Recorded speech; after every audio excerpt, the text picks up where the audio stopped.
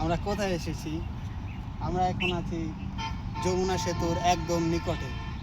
দেখতে পাচ্ছেন সেতু দিয়ে ঢাকাগামী মানুষজন ঢাকা ফিরছে। ঈদের শেষে তারা আবার নিজ নিজ বাড়ি থেকে ঢাকায় ব্যাক করতেছে। তো আমরা সেতুতে এসে এই দৃশ্যটা উপভোগ করছি। দেখুন সেতুতে এখনো কি পরিমাণ জ্যাম লেগে আছে। সাংবাদিকের দিক করা লাগবে তো।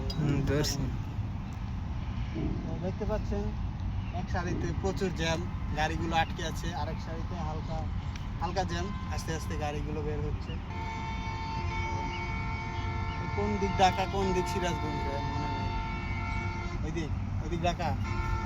ঢাকা যাওয়ার পথে হচ্ছে জ্যাম লাগছে। আর যারা এখন ঢাকা থেকে গ্রামের দিকে আসতেছে সেই রাস্তাটা হালকা ফাঁকা আছে। ওই হচ্ছে এখানকার বর্তমান আপডেট। আমি মোহাম্মদ সাব্বির হোসেন, ক্যামেরাম্যান ইমরান।